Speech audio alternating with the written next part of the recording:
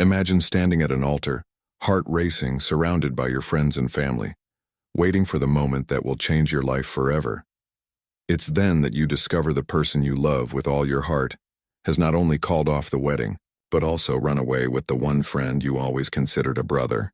This is the story of Ethan Carter, and the beginning of a journey he never thought he would take. It was a sunny Saturday in Charleston, South Carolina. The bells of St. Andrew's Church rang through the air, mingling with the cheerful chatter of the guests. Inside the sacristy, Ethan Carter stood staring at his reflection in the mirror, nervously adjusting his navy blue bow tie. His brown eyes, usually full of life, were clouded with anxiety. He had always wanted this day to be perfect. It was the culmination of 5 years of love, understanding, and sacrifices. Charlotte Bennett, his bride, was everything he believed. He needed to be happy. Nathan Brooks, his best friend and best man, walked into the room with a wide, easy smile. Nathan had always been the opposite of Ethan. Where Ethan was methodical and reserved, Nathan was impulsive and naturally charming. The two had known each other since childhood, and Nathan was practically family. "You're a mess, man. Relax. Everything's going to be fine," Nathan said, giving Ethan a friendly pat on the shoulder. Ethan smiled, a little sheepishly. I just want everything to be perfect. You know how much Charlotte cares about the details." "Trust me, she's already out there looking stunning, waiting to be your wife," Nathan replied with a wink. Ethan took a deep breath and nodded, reassured by his friend's words. The minutes that followed passed in a blur. The guests were guided into the church, and Ethan took his place at the altar. He glanced at the flawless decorations, white flowers, soft lights, everything just as Charlotte had dreamed. When the music began, everyone turned toward the entrance, but something was wrong. The aisle remained empty. The murmur of the guests grew uncomfortably loud. Ethan looked at the wedding coordinator, who seemed lost. 10 minutes went by, then 20. And then finally Charlotte's mother, her face pale and her hands trembling, approached the altar and whispered into Ethan's ear, "She's not here." The world stopped. The ground felt as though it was opening beneath Ethan's feet. "What do you mean she's not here?" he asked, his voice breaking. "Charlotte, she's gone. Someone saw her leave with Nathan." The news hit like a punch to the gut. First came disbelief, then panic, and finally, pain. Nathan? It couldn't be. It couldn't be the same Nathan who had just stood by his side minutes ago, assuring him everything would be fine. His best friend, his brother in spirit.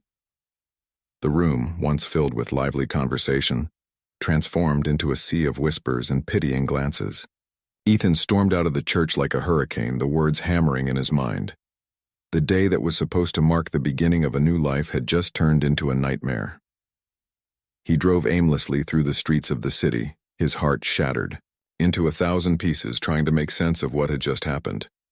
The messages started pouring into his phone, some from concerned family members, others from friends trying to comfort him. But the one that hit him the hardest came from an unknown number. "Ethan, forgive me. I couldn't keep living a lie. I hope one day you'll understand. Charlotte." He didn't know whether to laugh or cry. The betrayal wasn't just a wound. It was the destruction of everything he believed to be true. He pulled the car over onto an empty road, his face soaked with tears. As night fell, Ethan realized his life had changed forever. From that moment on, he would have to deal not only with the loss of Charlotte, but also with the void left by Nathan, someone he had trusted more than anyone else. And worst of all, he would have to face the emotional fallout of this day for the rest of his life. 2 days had passed since the disaster at the altar, and Ethan still couldn't bring himself to leave his small apartment. The curtains were closed, and the space felt like a perfect reflection of his emotional state, dark, messy, and suffocating. He ignored calls, left messages unanswered, and avoided even the concerned glances of neighbors who occasionally caught sight of him through the window. On the kitchen table lay the wedding invitations for a ceremony that never happened, scattered among the clutter. In the center of it all sat the wedding ring, the one he had chosen so carefully, a cruel reminder of what should have been. Ethan wasn't someone who usually gave in to self-pity, but the pain was unbearable. He felt betrayed, exposed, and humiliated. The initial shock had now turned into a hollow emptiness. Unrelenting questions hammered away at his mind. How did I not see this coming? Where did I go wrong? Why would they do this to me? A knock at the door pulled him out of his thoughts. Reluctantly, he dragged himself to the entrance and opened it just a crack. Standing on the other side was Sarah Dawson, a close friend of Charlotte's and one of Ethan's co-workers. Sarah had always been a quiet but kind presence, and so far she was the only person who seemed to respect his need for space after everything had happened. "Ethan, I know you don't want to see anyone, but I had to check on you. You look awful," she said, attempting a weak smile. "Thanks for the diagnosis," Ethan replied dryly, opening the door wider to let her in. Sarah stepped inside, holding a bag of takeout and 2 bottles of beer. She didn't try to offer advice or force motivational platitudes. Instead, she sat down on the couch next to Ethan and remained silent for a moment. Somehow, that silence was exactly what Ethan needed to let his guard down. "I just don't understand, Sarah," he finally said, his voice hoarse from holding back tears. "Why would she do this? Why would he do this? They could have just been honest. They could have stopped all of this before it exploded like this." Sarah sighed. She seemed to hesitate before finally speaking. "Ethan, I'm not going to lie to you. I knew they'd gotten close, but I never thought it would come to this. Charlotte was always so good at hiding what she was feeling, but honestly, I think she's had doubts for months." Those words hit Ethan like a punch to the gut. Doubts? She never said anything. She seemed so happy. "She seemed happy," Sarah emphasized. "Charlotte is complicated. She's always been terrified of disappointing people, and I think she just didn't know how to tell you what she was really feeling. But that doesn't excuse what she did. You deserved better. So much better." The conversation stretched on for hours. Sarah didn't sugarcoat anything but spoke with a sincerity Ethan didn't know if he wanted to hear, but needed to.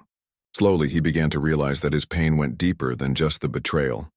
It was as if his entire concept of love and trust had been shattered. In the days that followed, Ethan forced himself to re-enter the world, piece by piece. He returned to the architecture firm where he worked, but even there, the pitying stares followed him. Some co-workers whispered behind his back, and Ethan knew the story had spread.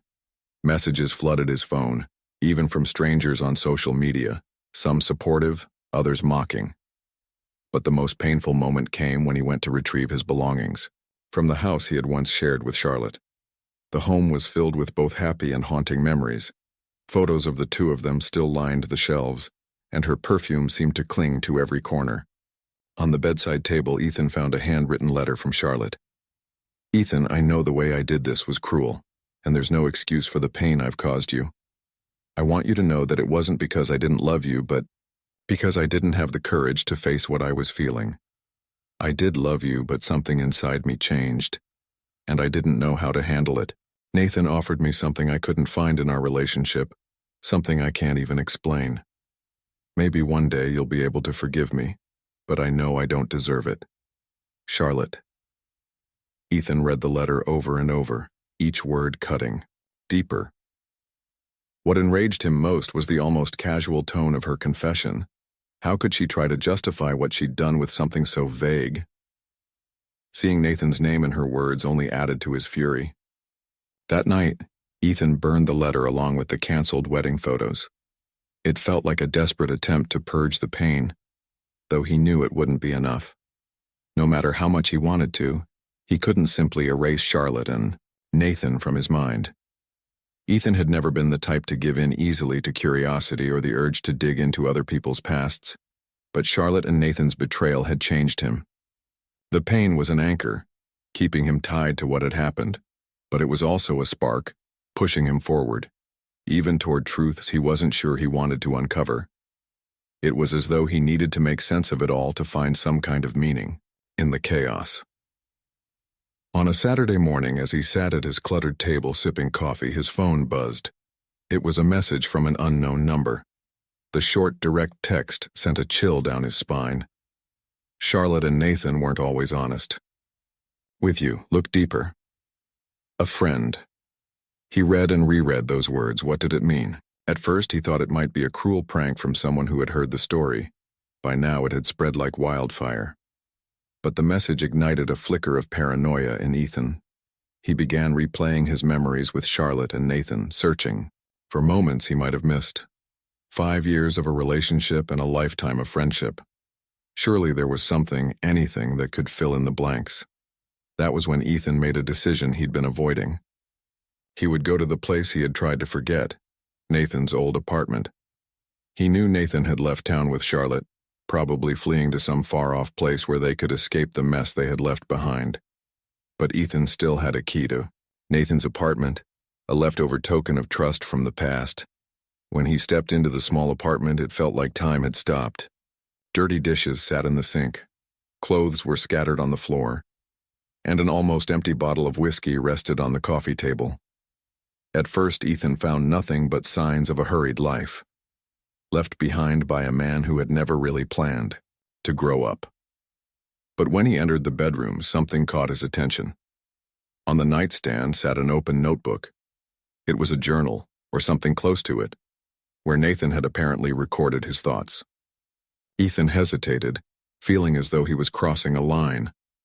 But the pain and anger overwhelmed any sense of morality he had left.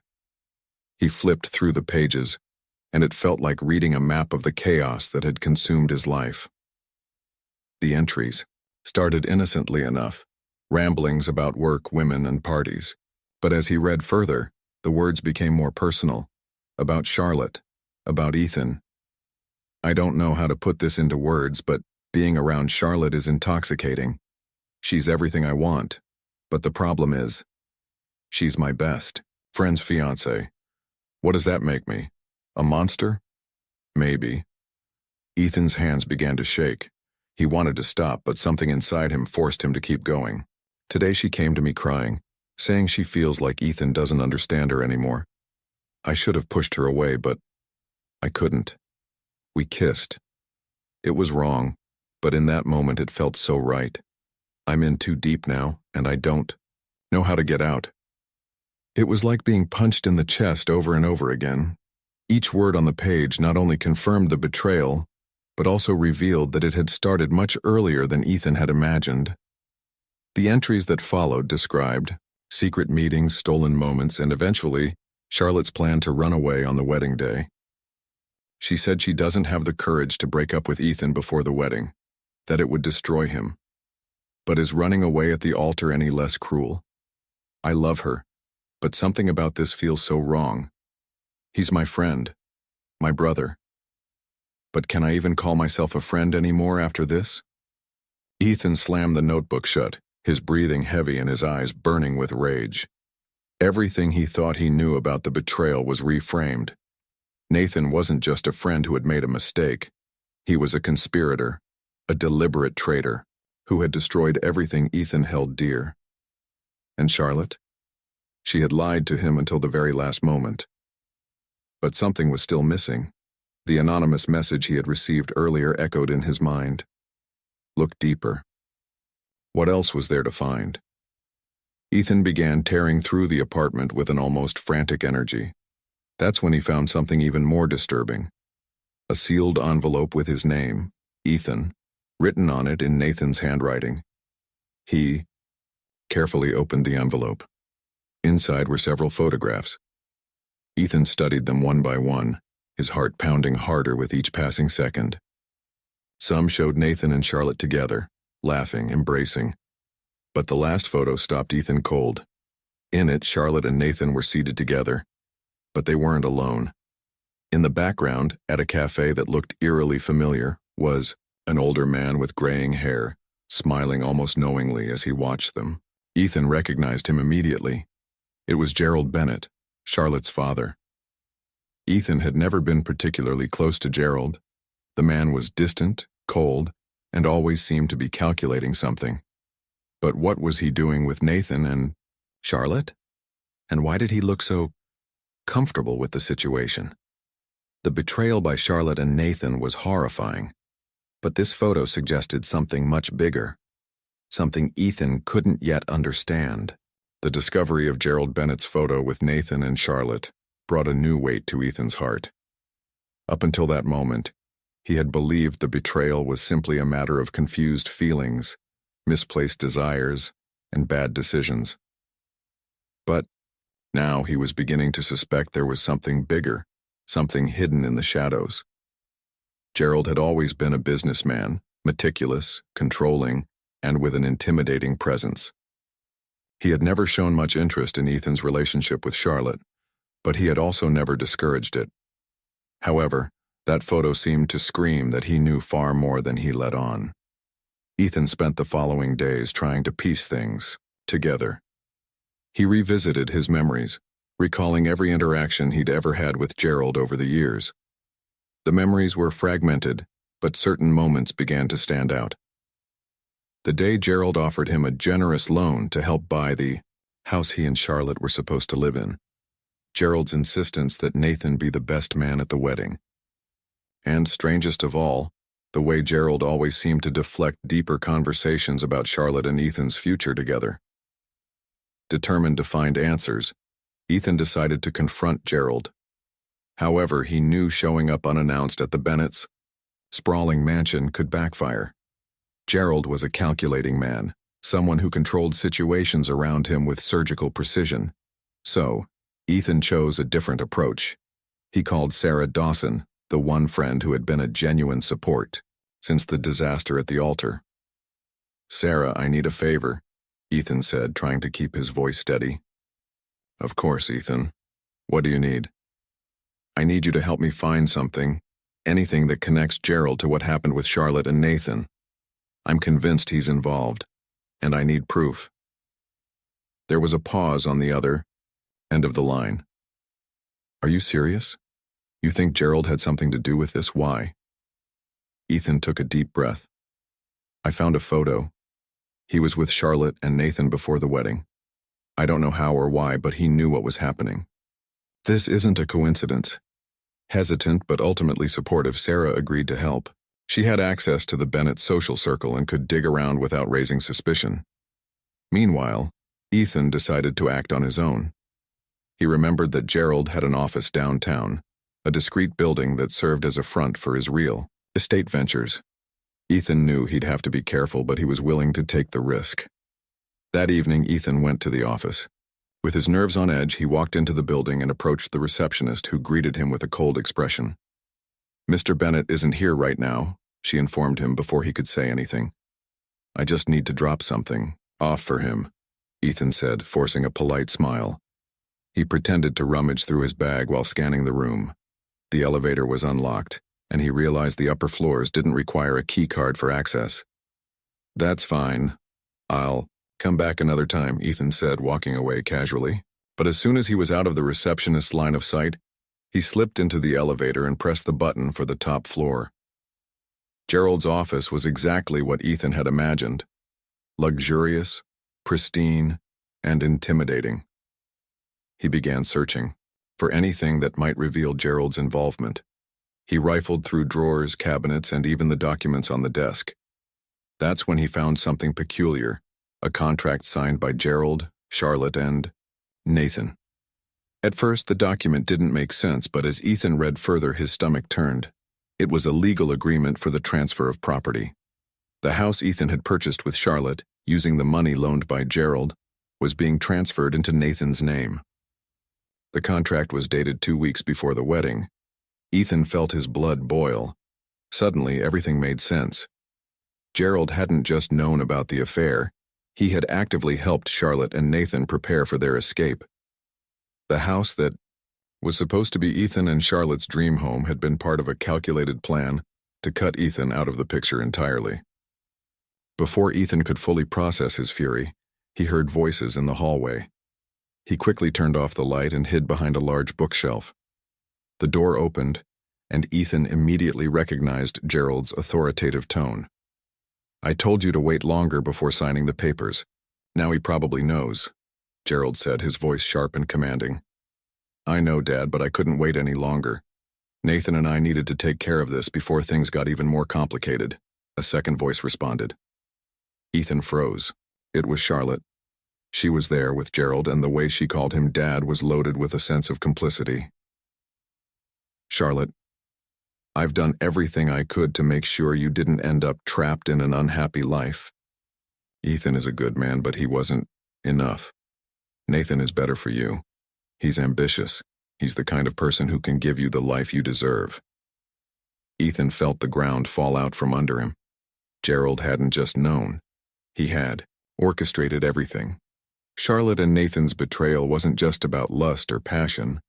It was part of a cold, calculated strategy by Gerald to ensure his daughter followed the path he deemed acceptable. Before Ethan could hear more, he realized he needed to get out. His heart pounded as he waited for the right moment to slip away. Once the voices moved farther down the hallway, he left the office as quickly and quietly as he could, clutching the contract as proof. The house where Ethan and Charlotte were supposed to start their life together now felt like a mausoleum of distorted memories. Ethan sat on the floor of the empty living room, clutching the contract he had found in Gerald's office. His eyes scanned the signatures at the bottom of the document over and over again. Gerald Bennett, Nathan Brooks, Charlotte Bennett. Each name was a cruel reminder of the conspiracy that had been orchestrated against him. And in that moment, Ethan made a decision. He wasn't going to just accept this. They needed to know that he now knew the truth. Ethan waited until the next morning to act. He knew Charlotte and Nathan were staying at a hotel outside of town. Sarah had uncovered this for him. She had tried to convince him to wait, to not act impulsively, but his mind was made up. His anger was no longer a wild storm but a steady burning fire. He knew exactly what he needed to do. At the hotel, Charlotte and Nathan were having breakfast in the lounge, the morning sunlight streaming into the room. Ethan spotted them before they noticed him. Charlotte looked different.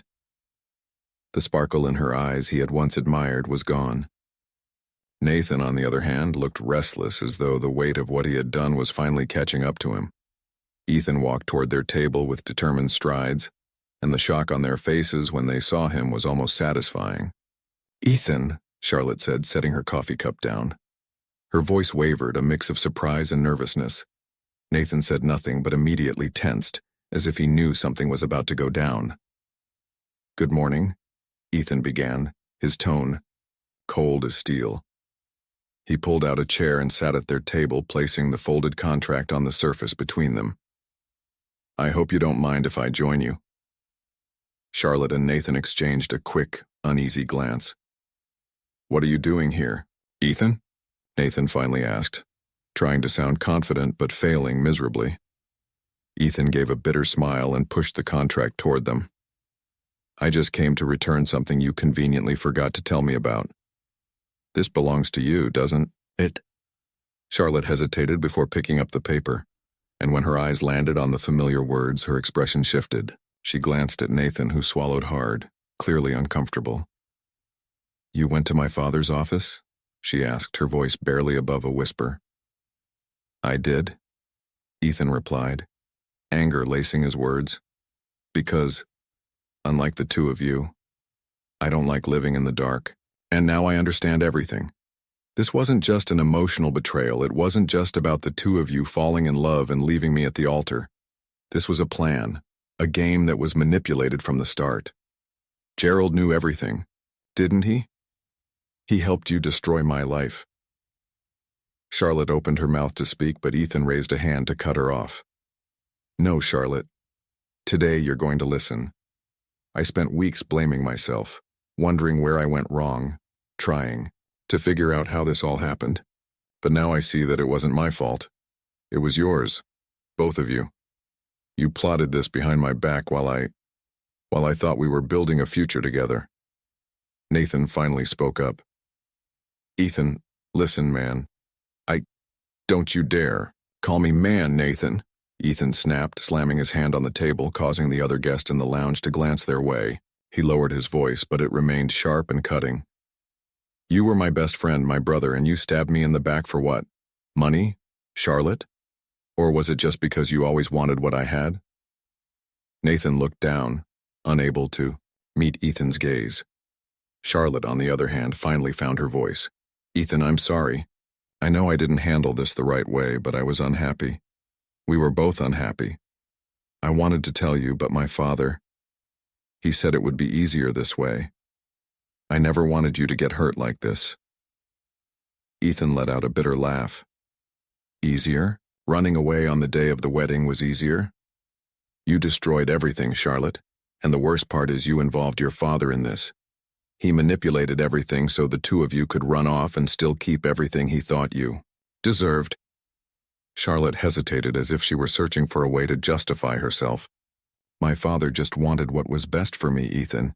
He thought Nathan was a better match for me. He thought you would never be enough. Oh, of course, Ethan replied, shaking his head with bitter sarcasm. I wasn't enough. Never mind the fact that I gave 5 years of my life to you. Never mind the fact that I did everything I could to make you happy.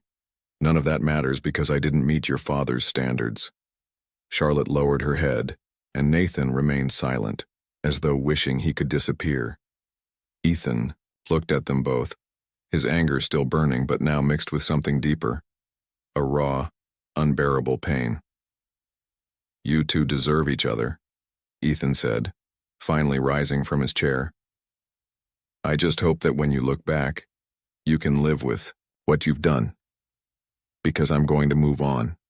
Not because of you, but in spite of you. He turned to leave, but before walking away, he cast one final look at Charlotte. And tell your father that his control ends here. He may have manipulated you, but he won't dictate what happens in my life anymore.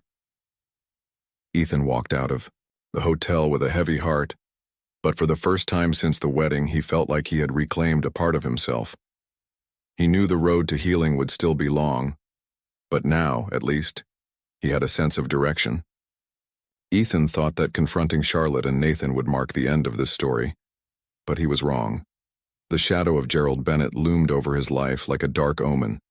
Ethan knew that men like Gerald didn't back down without a fight, and now he was certain Gerald wouldn't rest until Ethan was completely erased from the picture. After all, Gerald hadn't just helped orchestrate the betrayal. He had planned everything with almost military precision to destroy Ethan and protect his daughter, and above all, his own empire. 2 weeks after the confrontation at the hotel, Ethan found a formal-looking envelope in his mailbox. Inside was a court summons. Gerald was suing Ethan for defamation, claiming that he had been spreading lies about the Bennett family to tarnish their reputation. Along with the summons was a personal letter from Gerald. Ethan, accept what happened and move on. Don't make this harder on yourself. You're facing something far bigger than you can handle. Gerald Bennett. The arrogance of those words lit a fire inside Ethan unlike anything he had ever felt before. Gerald wasn't just trying to silence him, he was flexing his control, as if Ethan were nothing more than a disposable pawn in his game. But Ethan was no longer the man who had been left at the altar. He wasn't going to back down. Determined to fight back, Ethan turned to Sarah once again. She had been his ally from the beginning, and her connections to the Bennett's social circles made her a vital part of his plan. When he showed her the summons and Gerald's letter, Sarah shook her head in disbelief. Gerald is playing dirty. He wants to crush you before you even have a chance to defend yourself, she said, crossing her arms. So how do I stop him? Ethan asked. Sarah hesitated for a moment before taking a deep breath. I shouldn't be telling you this, but Gerald has made a lot of enemies over the years. He's always operated in the shadows, manipulating people, businesses, everything. There have been rumors about him for years. If you can prove that he's as corrupt as they say, you might be able to turn the tables. How do I prove it? Ethan asked, frustration evident in his voice. Well, there's someone who might be able to help, Sarah replied. A former business partner of Gerald's, Michael Reeves. He worked with Gerald for years, but they had a massive falling out and Gerald practically erased him. Michael knows things that could take Gerald down, but he vanished after Gerald ruined him. Ethan knew it was a long shot, but it was his only chance. With Sarah's help, he began tracking Michael down. It took a week of searching before they found an address in a rundown part of Atlanta. When Ethan finally met the man, he was almost unrecognizable, thin, haggard with the hollow eyes of someone who had lost everything. At first, Michael refused to help. He was convinced that going after Gerald again would only lead to more destruction. "You don't understand, kid," he said with a bitter laugh. "Gerald Bennett isn't just a man, he's a system. He's got judges in his pocket, politicians, people who would do anything to protect him."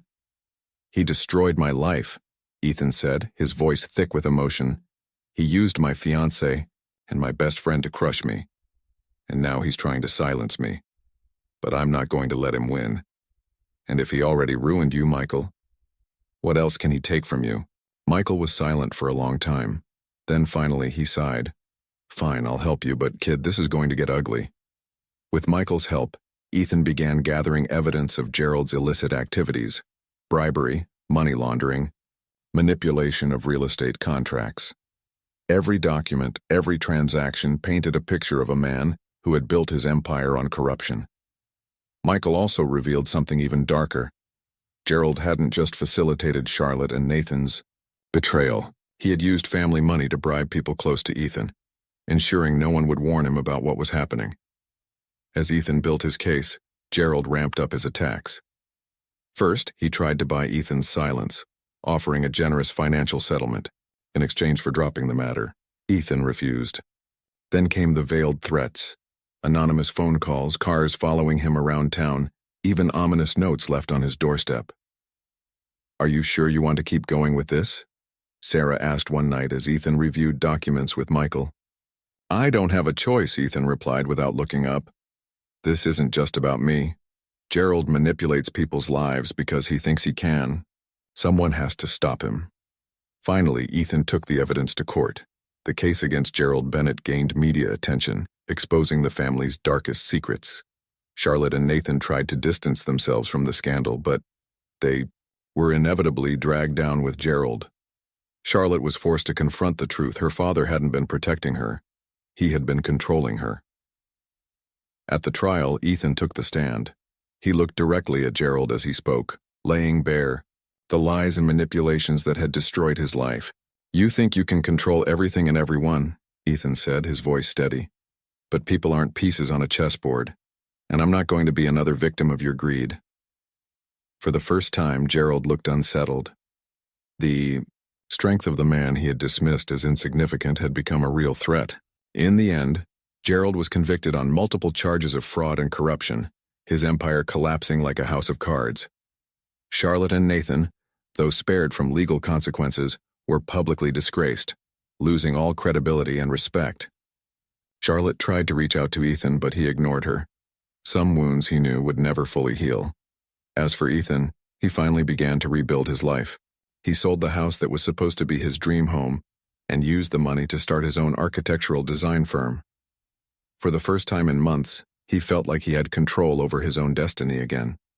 Though the scars of betrayal remained, Ethan found something valuable in the journey: the strength to move forward. He realized that he wasn't defined by what he had lost, but by what he chose to do with the pain.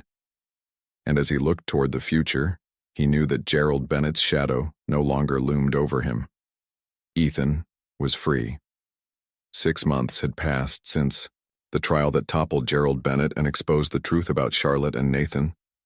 The media frenzy had died down, and Ethan Carter's name was no longer plastered across local headlines. Life finally seemed to be moving forward, and with it came a sense of peace that Ethan never thought he'd feel again.